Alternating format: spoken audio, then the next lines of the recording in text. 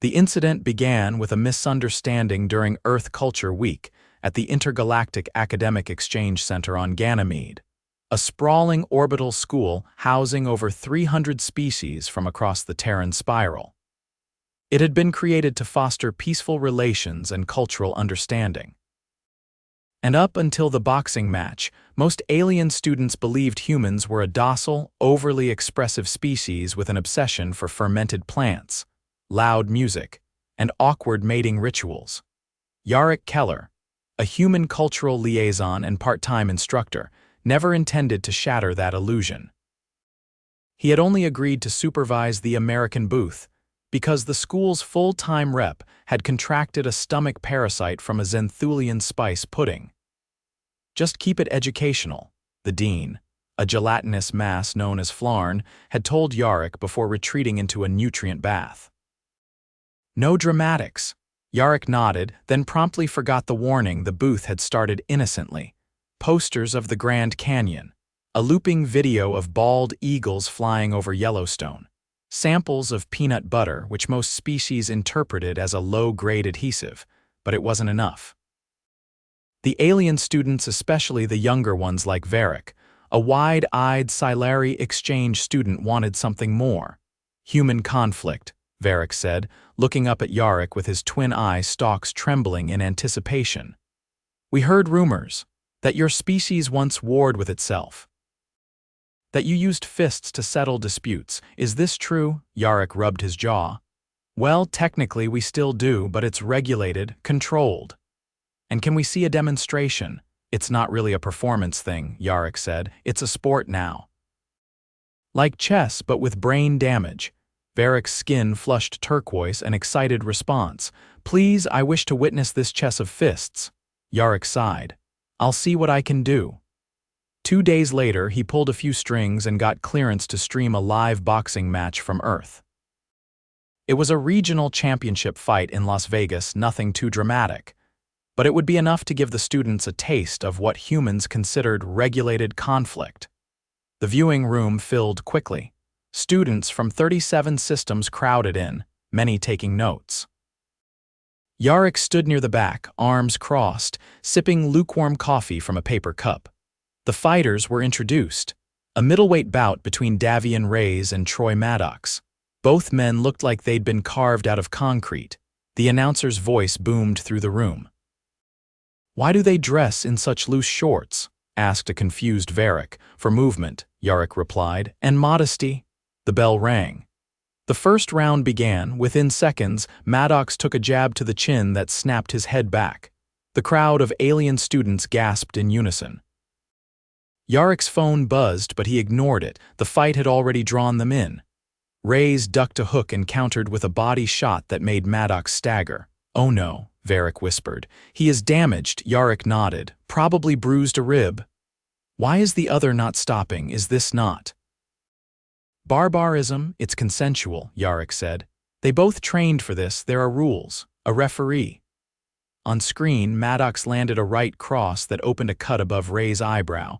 Blood streamed down his face. Several students shrieked. One fainted. Another vomited into a decorative pot near the door. Yarik stepped forward. All right, maybe this was too much. No, Yarik shouted a little too loudly. Do not stop, I must understand. Yarik hesitated, then nodded and sat back down. Round after round, the fight escalated. Some students fled in horror. Others stayed, transfixed. Yarik didn't blink once. By the 7th round, both fighters were visibly exhausted. Reyes' eye was swelling shut. Maddox had a limp, but neither stopped. Why continue? Yarik asked. Surely by now their bodies are failing. Yarik leaned forward. Because stopping means surrender, and neither of them wants to be the one who gave up. But there is no war, no conquest. It's not about that. It's about proving something to themselves, to the crowd. It's a test of will. Yarik sat in stunned silence as the final round began. Maddox came out swinging, desperate. Reyes dodged, landed a left hook, then a right uppercut. Maddox stumbled. The referee stepped in. It was over. The room was silent. Even the students who had been skeptical now stared at the screen with a kind of terrified reverence. Yarik finally spoke. This sport is not about survival, it is about choosing to suffer voluntarily for pride or identity. Yarik exhaled, something like that. Your species is. Not what I assumed.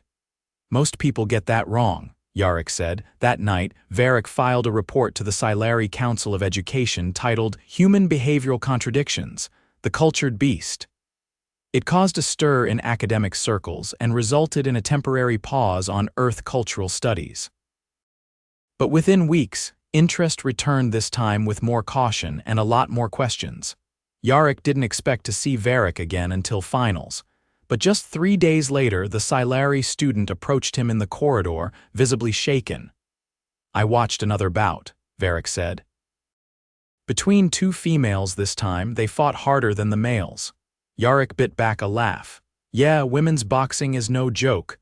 They broke bones and yet neither cried. Pain doesn't always stop a fight.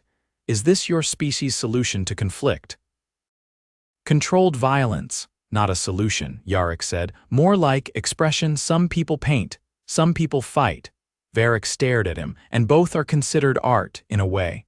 Later that week, Yarik was summoned to the dean's office. Flarn looked unusually solid, which meant he was stressed. There is concern, Flarn said. Several students are questioning whether humans are safe to study with. They are, Yarik said. We're not violent unprovoked. Boxing is a sport, not a lifestyle. Can you prove this? Sure, let me show the students what goes into training. The discipline. The respect. It's not just two people beating each other bloody. Flarn hesitated. You have 1 week. Yarik made calls. He reached out to his old coach in Chicago, who agreed to let him record a few training sessions at his gym. He flew back to Earth, dropped into a dingy boxing gym that smelled like sweat and liniment, and started filming. The footage showed grueling jump rope sessions, hours of pad work, ice baths, broken noses being reset without anesthesia. But it also showed camaraderie, fighters hugging after sparring, coaches wiping blood from their students' brows, kids learning self-control through discipline. When Yarik returned to Ganymede, he didn't present the clips in a lecture hall. He rented out the central auditorium, turned off the lights, and let the footage speak for itself. By the end, several students were in tears. Yarik stood and said, I do not understand the appeal, but I now understand the humanity. Yarik nodded. That's all we ask. The incident reshaped the curriculum. From then on, Earth conflict studies included not just war and diplomacy, but also personal struggle, boxing, wrestling, even martial arts. Not as glorification, but as insight into a species that could turn aggression into art and pain into identity. And Yarik never again underestimated the power of a single punch to teach a galaxy something new. 3 days after the screening, Yarik found himself face-to-face with a 7-limbed Athari student who'd welded together a crude sparring helmet from discarded food trays and insulation foam. The helmet didn't fit. The limbs weren't for symmetry or speed, and the Athari had no idea what a jab was. I am prepared for the ritual, it declared. This isn't a ritual, Yarik said. It's a sport, and you're wearing cafeteria lids. I have observed the footage 21 times. I believe I understand the fundamentals. You don't even have a skeletal system. I will compensate with momentum. Yarik blinked. Absolutely not. Behind him, the school's gymnasium buzzed with scattered activity. It had only been converted for boxing the night before, after the administration reluctantly allowed Yarik to run an optional technical demonstration. He had expected maybe 12 students. 47 showed up. 30 watched from the bleachers. 17 had signed waivers. Yarik stood near the edge of the mat, arms folded, eye stalks slowly rotating as he studied the gear table where gloves, hand wraps, and mouthguards were stacked. His translator box had been upgraded since the last encounter. It now filtered out his tendency to shout mid-sentence. Why must the fists be covered? He asked, nudging a glove with one tendril, to prevent fractures, Yarik said, and minimize cuts. Yet the goal remains unchanged. Impact the opponent until one is unable or unwilling to continue. Well, ideally, you win on points. Technique, accuracy, defense. That sounds inefficient. Yarik turned to the group. All right, everyone, if you're here to try this out, line up for basic drills. If you just want to observe, stay on the bleachers.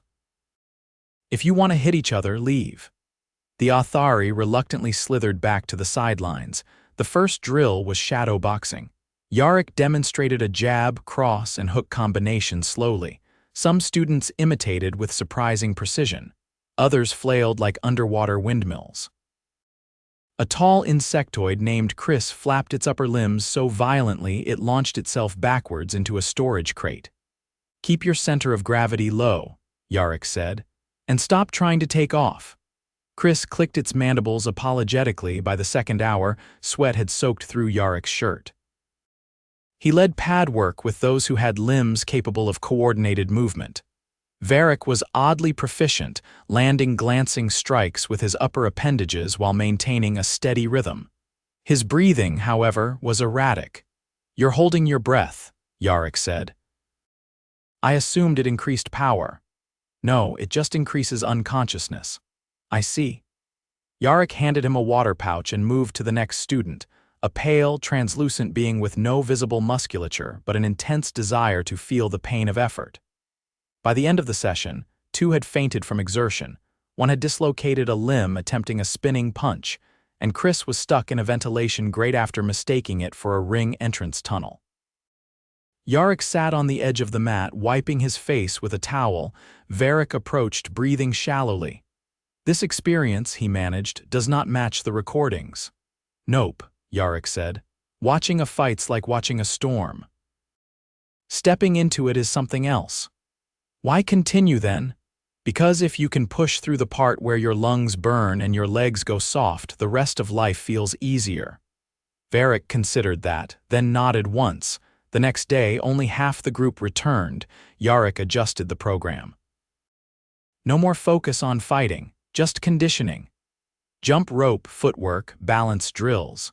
They practiced slipping imaginary punches, ducking beneath cords, circling invisible opponents. During a break, Chris approached Yarik, holding a notepad with delicate pincers. "I have constructed a hypothesis," it said, "that the sustained repetition of failure leads to eventual adaptation." "That's training," Yarik said.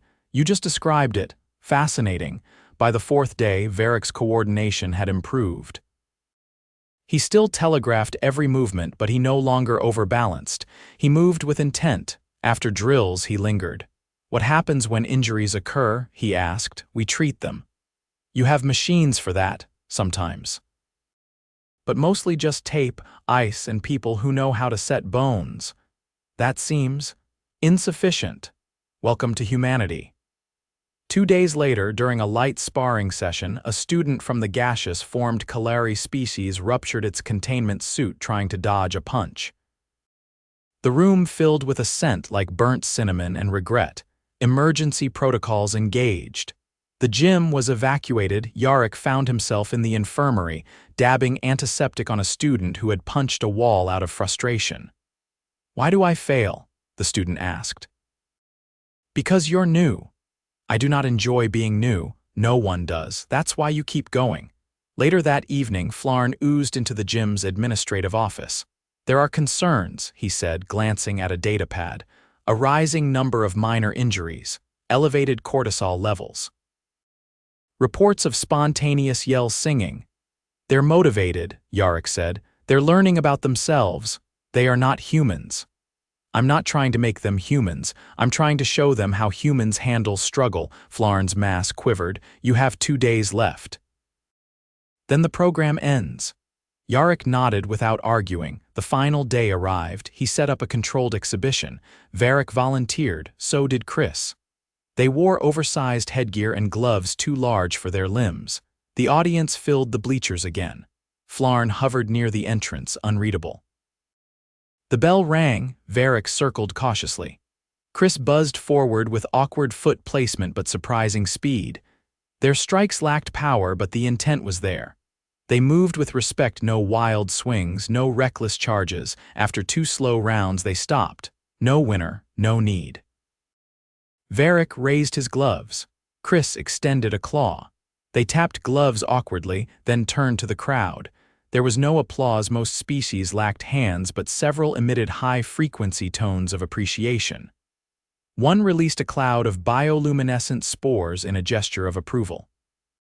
Flarn approached Yarik as the students cleared the mat. "They did not break each other," Flarn said. "They weren't supposed to," Yarik replied. "They just proved they could choose not to." "I understand now," Flarn said. "You taught them conflict without enemies." Yarik shrugged. "That's the only kind worth practicing." Yarik lingered after dismissal.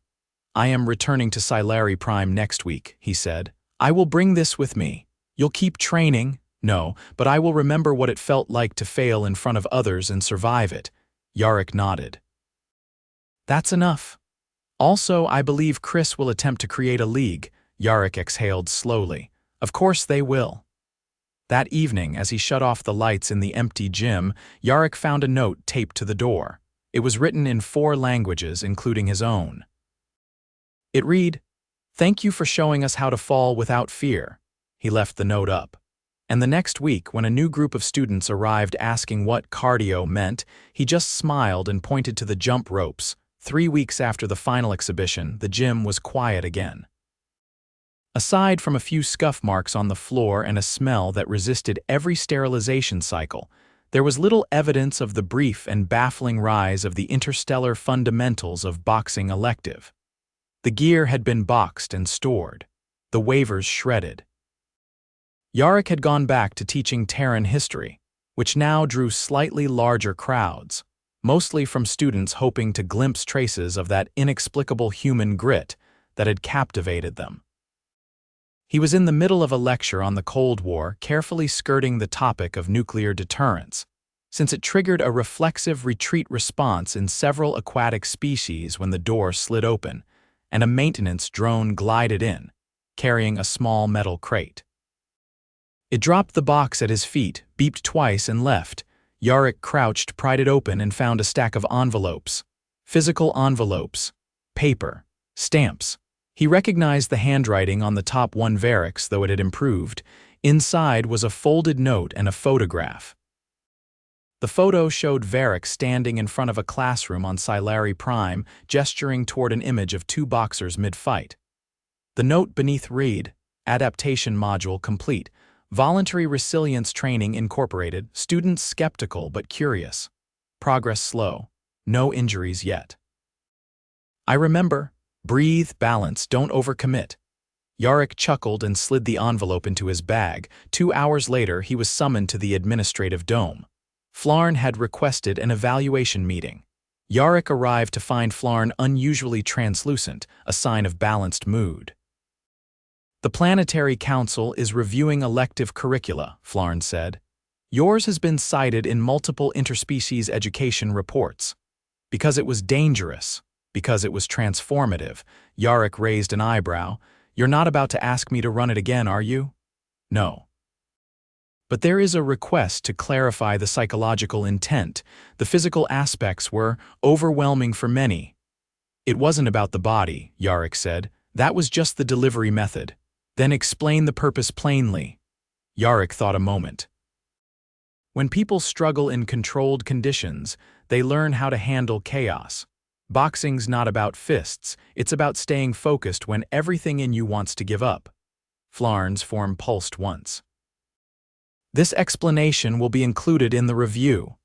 As Yarik stood to leave, Flarn added, "There is one additional matter." He turned back. "The Kalari student, the one who ruptured its containment, has requested a follow-up session. It claims the experience was enlightening. Didn't they nearly suffocate? Yes, but it now considers that moment a personal milestone." Yarik blinked. "You want me to supervise them again?" "No.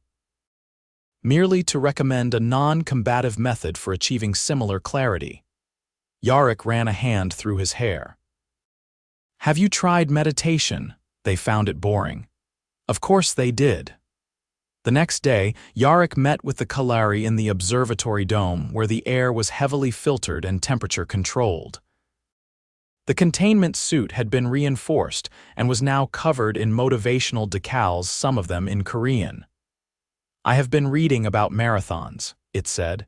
"They appear to be extended suffering events." "Is that correct? That's one way to describe them. I wish to attempt one. You don't have legs. I will roll." Yarik rubbed his temples. "Look, it's not about the distance, it's about the discipline. You can simulate that without physical strain." The Keller hovered silently for a moment. "I will consider a puzzle." "Good. Try one that takes more than a day." The rest of the week passed without incident. Yarik resumed normal classes, reviewed essays on Terran diplomacy, and only had to break up one argument between a Mardic student and a Venusian over the definition of grit. He was beginning to believe the boxing chapter had finally closed. Then, during an early morning lecture on post-colonial Earth developments, there was a knock, not a chime, not a signal pulse, but an actual knock on the lecture hall's emergency exit door. Yarik opened it to find Chris standing there, holding an odd-shaped object wrapped in cloth. "I have finished," Chris said. "Finished what?" "The project. The one inspired by your program." Chris unwrapped the object, a sculpture carved from compressed mineral resin. It depicted two humanoid figures mid-motion, not striking but leaning toward one another, arms drawn back, chins lifted. "The moment before impact, tension without violence, I call it intention." Yarik didn't speak for a few seconds, then he nodded slowly. "That's better than I expected." Chris vibrated quietly. "I no longer wish to spar." But the balance of that moment stayed with me. Yarik reached out and carefully took the sculpture, setting it on the podium. "Want to present it to the class?" "No, it is not for explanation." Chris left without another word. Later that afternoon, Yarik brought the piece to the faculty gallery where instructors occasionally displayed student work. He didn't label it. He didn't need to. The students who passed by rarely stopped. But once in a while, one would pause, gaze at it, tilt their head in thought, then move on quieter, more focused. By the end of the semester, the elective had not returned, but its echoes lingered. A Zenari linguistics major began researching the term grace under pressure and wrote a thesis that confused several Terran scholars. The Sci-Fi ambassador requested a private screening of boxing documentaries, which he watched in total silence. The cafeteria added a new section labeled Recovery Fuel, based on a list of foods Yarik had scribbled on a napkin during conditioning week. And Yarik, he kept his lectures going. He added a unit on Earth's non-lethal sports traditions, parkour, fencing, dance battles, and balanced it with a discussion on emotional regulation. But he never again handed out gloves. That chapter had served its purpose. One afternoon, as he was packing up after a guest lecture on Earth's philosophical paradoxes, a small note was left on his desk. Neatly folded. No name, it read, "We used to think you were strange because you choose pain. Now we understand you choose consequence." "That is harder." He turned it over. Nothing on the back. He folded it again, slid it into his coat pocket, and turned off the lights. Outside, the corridor hummed with quiet energy. Students passed, some chatting in rapid clicks, others communicating through scent or gesture. None of them looked concerned. None of them flinched at the sight of him. They had learned something, so had he, and that was enough.